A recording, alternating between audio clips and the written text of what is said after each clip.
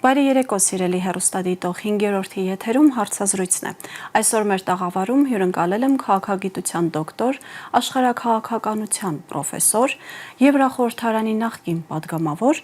Էմղիկ Շոպղատին։ Պարոն Շոպղատ, շնորհակալություն մեզ հյուրընկալվելու համար։ Բարի երեկո։ Պարոն Շոպղատ, ուժեղ Հայաստան կուսակցության հրավերով մասնակցում եք միջազգային համաժողովին, խնդրում եմ կիսվել ձեր տպավորություններով։ Այս համաժողովը չափազանց հետաքրքիր էր, այն անվտանգության եւ պաշտպանության հարցերի մասին էր եւ մասնակցելով ես ներկայացրել եմ աշխարհաքաղաքական իրավիճակը ամբողջ աշխարհում։ Ես նշեցի, որ մենք կարող ենք ճշգրիտ ընկալել այն ամենը, ինչ տեղի է ունենում այս պահին Միջին Արևելքում, եթե մենք տեղադրենք այն ԱՄՆ-Չինաստան հակամարտության համատեքստում։ ԱՄՆ-ի այդ ռազմավարության հիմնական առանցքը ներառում էր նրանց ազդեցության տարածքի ընդլայնումը դեպի Ռուսաստան եւ հետսովետական տարածքը ՆԱՏՕ-ի ընդլայնման միջոցով։ Դրանից հետո ես բացատրեցի նավթի եւ գազի, այսինքն էներգիայի քաղաքականության կառավարման փորձը ԱՄՆ-ի կողմից եւ ինչպես ԱՄՆ-ն փորձում է սահմանափակել եւ կառավարել նավթի եւ գազի օգտագործումը Չինաստանի կողմից, կառավարելով նավթի եւ գազի հոսքը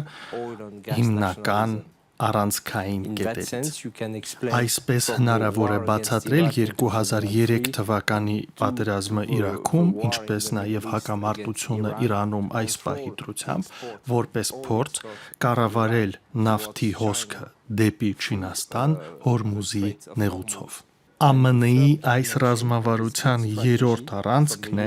հակահրթիռային վահանի ստեղծումը եւ մշակումն է։ Այդպես ԱՄՆ-ն փորձում է սահմանափակել միջուկային զենքի զարգացումը որոշ երկրների համար։ Ես ավարտեցի նշելով այն, որ ես համարում եմ, որ ԱՄՆ-ի 100-ամյակը, ԱՄՆ-ի դարը ավարտվեց Իրանում։ Was probably the end of the American dominance. Քանի որ խոսք գնաց Իրանի մասին, պարոն Շոպղատ, հասկանանք, թե Իրանի դիրքը տարածաշրջանում նաև ինչպես է փոխվելու, եւ արդյոք Իրանը մնալու է նույն Իրանը, ինչպիսին կար այս պատերազմից առաջ։ Yes, definitely. Այո, ԱՄՆ-ն փորձարկել է փոխել ռեժիմը Իրանում, ինչը չափազանց բարդ է, ինչպես պարզվեց։ Ես կարծում եմ, որ Իրանը պատրաստ էր հարձակմանը, նրանք տեղյակ էին դրա մասին եւ նրանք ունեն նոր կարողություններ, նրանք ունեն դրոններ, նրանք ունեն գերձայնային հրթիռներ եւ նրանք ունեն ռազմավարություն, որը ներառում է այդ անհամաչափ արձագանքը ԱՄՆ-ի եւ Իսրայելի իրականացված գործողություններին։ Ես համարում եմ, որ ԱՄՆ-ի եւ Իսրայելի փորձը տապալել Իրանի ռեժիմը տապալվել է եւ այն ստեղծել է եւ ապակայունացրել է ամբողջ տարածաշրջանը, ինչպես Արաբական ծոցի երկրների, այդպես էլ ամբողջ միջազգային տնտեսության համար։ Խոսալով Իրանի մասին դժվար է կանխատեսումներ անել, քանի որ միշտ կարող են լինել անակնկալներ, բայց ռեժիմի փոփոխությունը, չնայած որ այն հնարավոր է, իմ կարծիքով այն չափազանց քիչ հավանական է, որովհետև այս պահին ռեժիմը չափազանց ուժեղ է, այն ազգայնական է եւ այն ուժեղացել է հակամարտության արդյունքում, որովհետև դաժան հարձակում է տեղի ունեցել։ Ինչպես եք տեսնում Իրանը պատերազմից հետո ընդհանուր առմամբ եւ Իրանի դերը մեր տարածաշրջանում։ Yes, so I think Իրանը Հայաստանի հինավուրց դաշնակիցն է, պատմականորեն այդպես է դասավորվել, այն խաղում է Հայաստանի համար կարևոր դեր, ինչպես նաև Ռուսաստանը, եւ ես համարում եմ, որ սխալ կլիներ քայլ անել պատմության դեմ, արժե ունենալ այսպիսի ռազմավարական եւ տնտեսական գործընկերներ, ում հետ դու ունես երկար պատմություն։ Դրա համար ես կարծում եմ, որ այն, ինչ արեցին ԱՄՆ-ն եւ Իսրայելը, վնասակար է տարածաշրջանի համար, ինչպես կարճաժամկետ, այդպես էլ միջին ժամկետի տեսակետից, բայց երկարաժամկետ տեսակետից դժվար է ասել, որովհետև դժվար է կանխատեսումներ անել այս economical problems. Պարոն Շոփխատ, նշեցիք, որ պատմությանը դեմ գնալ չի կարելի։ Հայաստանի Հանրապետության ներկայիս իշխանությունների քաղաքականությունը նույն Իրանի նկատմամբ եւ Ռուսաստանի նկատմամբ ինչպես է գնահատում։ Շատերն ասում են, որ դա տեղավորվում է հենց պատմությանը դեմ գնալու այդ շրջանակի մեջ։ Իմ արտաքին տեսակետից այս քաղաքականությունը անհասկանալի է Հայաստանի շահերի տեսակետից, որովհետև Հայաստանի համար առաջին հերթին ճիշտ կլիներ կոնսոլիդացնել նրա արդեն գոյություն ունեցող դաշնակիցներին Ռուսաստանին եւ Իրանին եւ նոր դրանից հետո ընդլայնել նրա դաշնակիցների ցանկը։ Իմ կարծիքով այս ոչ պարզ եւ ոչ թափանցիկ քաղաքականության արդյունքում դու կարող ես կորցնել քո ավանդական դաշնակիցներին եւ ձեռք չբերել նոր դաշնակիցներին արդյունքում մնալով մենակ That's a risk when the policy is not clear, and that's my perception. Միստր Շոփխատ, անդրադառնանք Եվրամիության հետ փոխհարաբերություններին, հետաքրքիր է Եվրամիության ղեկավարությունը ինչու է այդքան անհանգստացած Հայաստանի Հանրապետությունում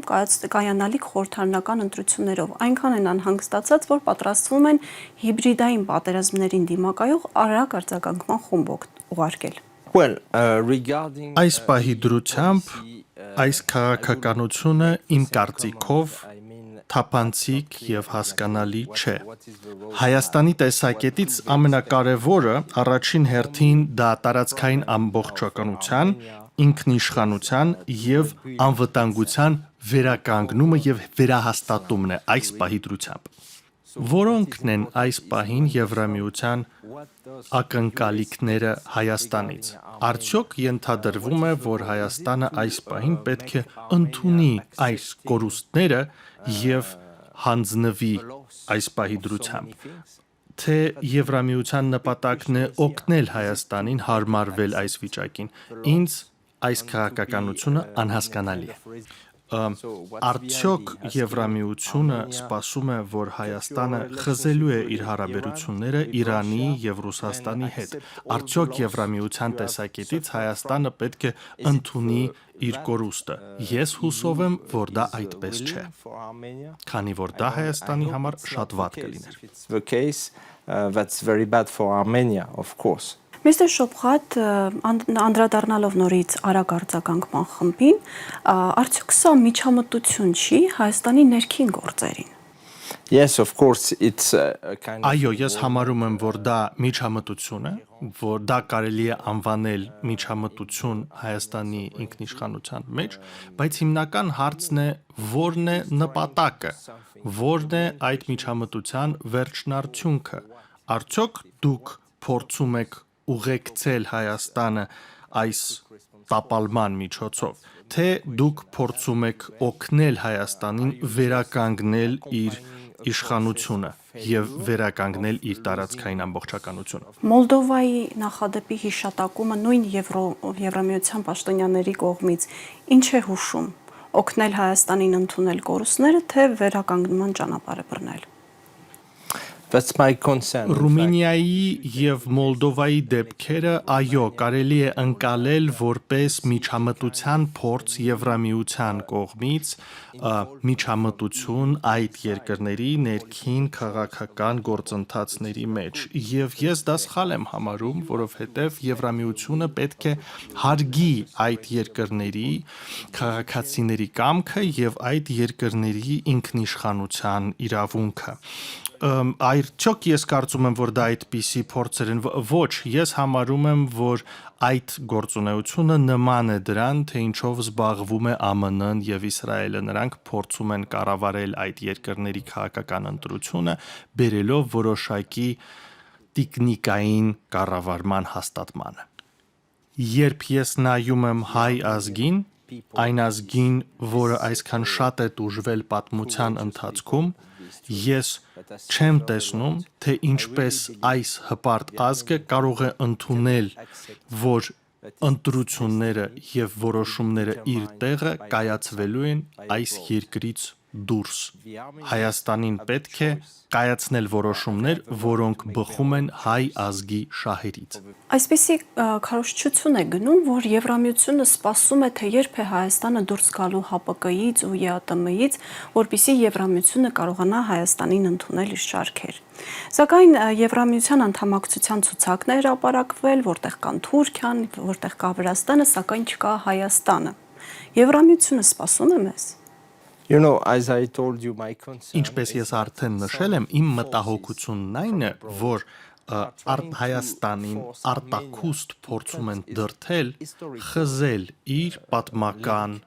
կապերը դաշնակիցների հետ, իսկ դա չի բխում Հայաստանի ոչ տնտեսական, ոչ էլ ռազմավարական շահերից։ Այսպիսի ընտրությունները պետք է կայացվեն ներքին շահերից բխելով։ Այս դեպքում հարց է ծագում, որն է վերջնանպատակը, խզելով այս կապերը, որն է լինելու այլընտրանքը, արդյոք առաջարկվում է նոր դաշնակցություն, բայց մենք տեսնում ենք, որ ցանկում Հայաստանը առկա չէ, դա Թուրքիան է եւ Վրաստանը։ Ինչպես են փոխարինվելու այս դաշնակցային հարաբերությունները։ Ես համարում եմ, որ Հայաստանին անհրաժեշտ է մի կառավարություն, որի որոշումները բխում են հայ ազգի շահերից։ Անդրադառնանք Եվրամիությանը, Եվրամիության անդամ երկրների որոշ լիդերներ ասում են, որ եթե որոշակի հրատապ բարեփոխումներ տեղի չունենան, ապա նույնիսկ 3 կամ 5 տարի հետո կարող են խոսել տապալվող կամ մասնատվող Եվրամիության մասին։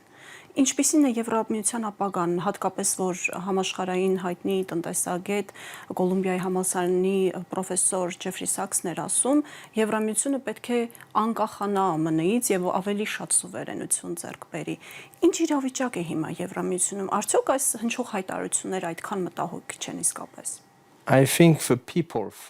Ես կարծում եմ, որ Եվրամիության անդամ երկրների քաղաքացիները ավելի շատ են քննադատում Եվրամիության քաղաքական գործընթացները, որովհետև նրանք տեսել են, թե ինչին են դրանք բերում։ Տասնամյակներ շարունակ Եվրամիության կառավարությունը խնդրեց Եվրամիության անդամ երկրների քաղաքացիներին հանձնել նրանց ինքնիշխանության որոշ մի մասը, որի փոխարեն նրանք չեն ստացել ոչ հարստություն, ոչ հզորություն, Եվրոպայի հզորությունը այս պահի դրությամբ որպես այդպիսին գոյություն չունի։ Եվրամիությունը գոյություն ունի որպես առևտրային շուկա, բայց որպես ուժ նոր այս բազմաբևեռ աշխարհում Եվրոպան գոյություն չունի։ Այս պահի դրությամբ ՆԱՏՕ-ի դաշնակից Եվրոպայի երկրները հետևում են եւ գնում են ԱՄՆ-ի հետևից, որի քաղաքականությունը այս պահին քաոս է։ Արդյունքում Եվրոպայի քաղաքականությունը նույնպես դառնում է քաոտիկ։ Այդ իսկ պատճառով ավելի ու ավելի շատ մենք տեսնում ենք, թե ինչպես Եվրամիության անդամ երկրներում քաղաքացիները ընտրում են սովերենիստ, ինքնիշխանության համար պայքարող քաղաքական կուսակցություններ, քվեարկում են նրանց օգտին, որպեսզի վերականգնեն ինքնիշխանության որոշակի մակարդակը եւ կանգնեցնեն իսլամի եւ մահմեդականների միգրացիան։ Եվ եթե եվրոպական քաղաքական գործընթացը չի ընտրվում Եվրամիության անդամ երկրների քաղաքացիների կողմից, ապա ինչու է դա լավ ընտրություն Հայաստանի քաղաքացիների համար։ Ես համարում եմ, որ Հայաստանին պետք է առաջնորդ, ում տեսլականը բխում է Հայաստանի քաղաքացիների շահերից, ով դրդելու է Հայաստանը ինքնիշխանության, տարածքային ամբողջականության եւ հայ ինքնության վերականգնման ուղղությամբ։ Մистր Շոպրատ, խոսեցինք նաև հիբրիդային պատերազմների դեմ արձագանքող խմբի մասին։ Կուզենայի բացատրեիք, թե ինչ է իրենից ներկայացնում հիբրիդային պատերազմը։ Հնարավորինս կարճ եւ երբ որ պետության ղեկավարը սեփական ժողովրդին վախեցնում է պատերազմով, դա կարող է դիտարկվել հիբրիդային պատերազմի։ Այո, ես համարում եմ, որ Հայաստանին անհրաժեշտ է պարզ եւ հասկանալի տեսլական, թե որն է սպառնալիքը։ Իսկ մենք գիտենք որն է սպառնալիքը, որն է հակառակորդ երկիրը, որտեղ է գտնվում սահմանը այդ երկրի հետ, որ հարևան երկիրն է աջակցում այդ հակառակորդ երկրին, եւ մենք պետք է աշխատենք այդ հակառակորդ երկրների դեմ, այլ ոչ թե ինչ որ մշուշոտ հիբրիդային հակառակորդների դեմ։ Արտաքին քաղաքականությունը պետք է իր հիմքում ունենա իրականություն,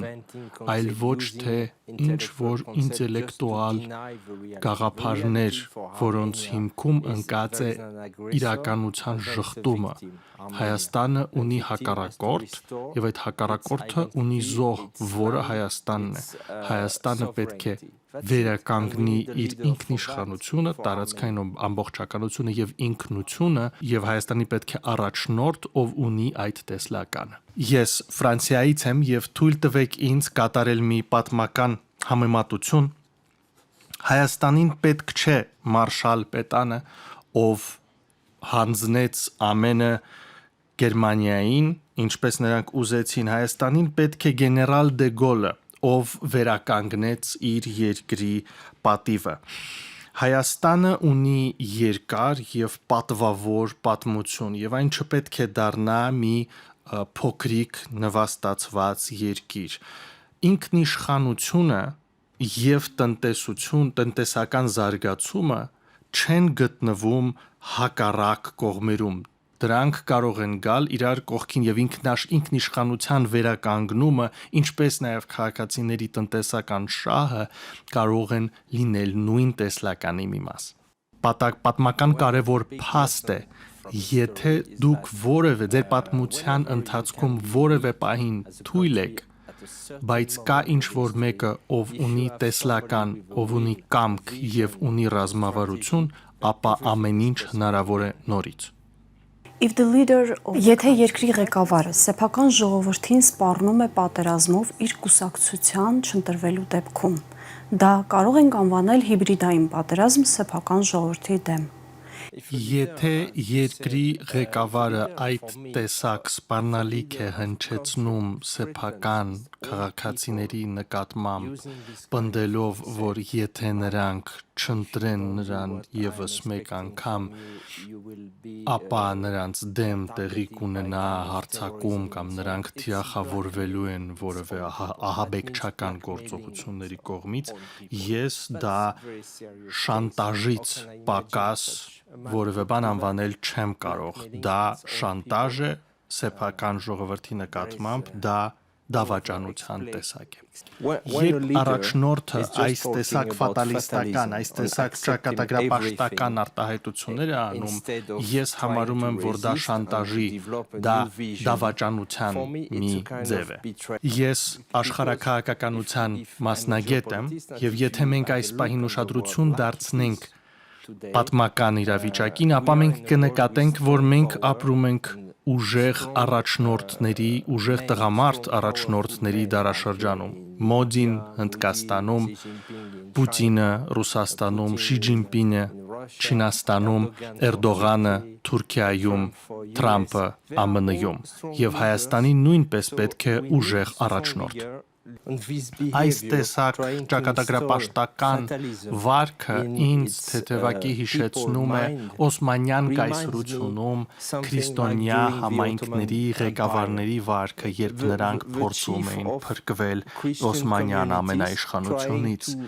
Դա ինքնիշխան երկրի վարքը չէ։ Եվ սխալ է մտածել, որ լինելով փոքր երկիր, ունենալով ժողովրդագրական կամ փոքր տնտեսություն, ժողովրդագրական խնդիրներ կամ փոքր աշխարհաքաղաքական կշիռ, մենք պետք է ընդունենք այն ամենը, ինչ մեզ հետ տեղի է ունենում։ Ոչ։ Սինգապուրը փոքր երկիր է, քաղաք երկիր է, որը ունի ուժ եւ ազդեցություն։ Մистер Շոփղատ, Երբ որ հերվից եք դիտարկում Հայաստանի իշխանությունների քաղաքականությունը, ի վերջո Հայաստանը դեպի ուր են տանում։ Եվրամիություն, Հայաստանը տանում են դեպի Ռուսաստան, դեպի ԱՄՆ կամ հավաքական արևմուտք, թե Ադրբեջանի ու Թուրքիայի գերիշխանության տակ։ Ես լինելու եմ քննադատող, իմ կարծիքով այն չի տանում որևէ ուղղությամբ։ Խզելով Իրանի եւ Ռուսաստանի հետ պատմական դաշնակիցների հետ հարաբերությունները Հայաստանը չի մոտենալու Եվրամիությանը։ Եվրամիության մեջ մտնելու գաղափարը դա երազանք է, այն իրական չէ։ Ես ցավով պետք է հայտնեմ ձեզ, որ Եվրամիությանը ադրբեջանական գազը հետաքրքրում է ավելի շատ, քան Հայաստանը։ Այս քաղաքականությունը չի տանում որևէ ուղղությամբ, որովհետև դրա հիմքում Հայաստանի իշխանությունների տեսլականի հիմքում պետք է ընկած լինեն Հայաստանի քաղաքացիների տնտեսական շահերը, որոնք համակցված են ինքնիշխանության վերականգնման հետ։ Պարոն Շոփատ, դուք հայտարարել եք, որ Հայաստանը կարող է վերականգնել իր տարածքային ամբողջականությունը բազմաբևեռ քաղաքականության շնորհիվ։ Նախ խնդրում եմ ներկայացնել, թե ինչ տարածքային ամբողջականության մասին եք խոսում, որովհետև կարծես թե Հայաստանի իշխանությունները նմանատիպ խնդիր չեն տեսնում, եւ ինչպես է հնարավոր վերականգնել տարածքային ամբողջականությունը մեր տարածաշրջանում, հաշվի առնելով, որ ունենք Ադրբեջանի եւ Թուրքիայի նման հարևաններ, որոնց հայատյաց քաղաքականությունը վստահ եմ ծանոթ եք, եւ ինչպիսի համակարգ է դա ենթադրում, ինչ քայլեր պետք է արվեն եւ այս իշխանությունները ունակ են այդ քաղաքականությունը կյանքի կոչել թե ոչ։ Ես կուզեի կիսվել ձեր հետ իմ փորձով, ես 25 տարուց ավել աշխատել եմ Մարոկկոյի թագավորության համար որպես փորձագետ Արևմտյան Սահարայի հարցի շուրջ։ Իհարկե ամեն աշխարհաքաղաքական իրավիճակը զգալիորեն տարբերվում է։ Ես չեմ ուզում ասել, որ Արևմտյան Սահարայի հարցը նման է Հայաստանի խնդիրներին, բայց ես պարզապես ուզում եմ մի պատմություն պատմել, օրինակ բերելով Արևմտյան Սահարայի պատմությունից։ Ավելի քան 25 տարի առաջ ՄԱԿ-ը բանաձև է ընդունել Մարոկկոյի դեմ եւ շատ դժվար էր պատկերացնել այդ պահին Արևմտյան Սահարայի ապագան Մարոկկոյի քաղաքական համատեքստում։ Այդ պահին Մարոկկոն մի ռազմավարություն է ընդունել։ Այն ինչ արեցին նրանք շատ պարզ էր։ Առաջինը նրանք որոշեցին կոնսոլիդացնել նրանց հարաբերությունները նրանց ավանդական դաշնակիցների հետ։ Դա ԱՄՆ-ն էր, Իսպանիան եւ Ֆրանսիան, այն երկրները, որոնք աջակցում էին Մարոկկոյին Սառը պատերազմի ժամանակ։ Դա տևեց 25 տարի, բայց նրանք ստացան ճանաչում այդ 3 երկրի կողմից։ Դա հաջողություն էր իրենց համար։ Բայց նրանք գիտակցում էին, որ նրանք բազմաբևեռ աշխարհում են ապրում եւ նրանք չեն կարող ունենալ վատ հարաբերություններ Ռուսաստանի եւ Չինաստանի հետ, ովքեր ՄԱԿ-ի անվտանգության խորհրդի անդամ երկրներ են։ Այդ երկրների հետ լավ հարաբերություններ հաստատելու արդյունքում Ռուսաստանը եւ Չինաստանը չկիրառեցին նրանց վետոյի իրավունքը ՄԱԿ-ում, երբ որոշումը կայացվեց Մարոկկոյի օգտին։ Նրանք նաեւ մշակեցին մի գաղափարախոսություն, փափուկ ուժի գաղափարախոսություն, որը ճակատագրապաշտական չէր, ինչպես այն գաղափարախոսությունը, որը մենք այս պահին լսում ենք Հայաստանում։ Նրանք այն հակառակը շատ դրական էր։ Նրանք հայտարարեցին, որ մենք Մարոկկոյի քաղաքացիներս զարգացնելու ենք Արևմտյան Սահարան եւ դուք տեսնելու եք այդ զարգացման արդյունքը։ Իմ այս պատմության նպատակը ինչն է։ Ես ուզում եմ ցույց տալ, որ նույնիսկ լինելով փոքր կամ միջին երկիր, առանց մրցակցելու այս մեծ գերտիրությունների դեմ, դուք դեռ կարող եք հասնել ձեր նպատակին, եթե դուք ունեք կամք, եթե դուք ունեք նպատակ եւ եթե դուք ունեք տեսլական։ Եվ որպես աշխարհաքաղաքականության մասնագետ, իմ խորհուրդը կլիներ հետեւյալը. կոնսոլիդացրեք ձեր հարաբերությունները ձեր ավանդական դաշնակիցների Իրանի եւ Ռուսաստանի հետ եւ մի ընդունեք գերտիրությունների ԱՄՆ-ի կամքը, որպեսին այն կա, այլ պայքարեք նրա դեմ վերականգնելով ձեր պատմական ինքնիշխանությունը եւ ձեր կամքը։ Միստր Շոփխատ, եւ մեր զրույցի վերջում ուզում եմ հարցնել.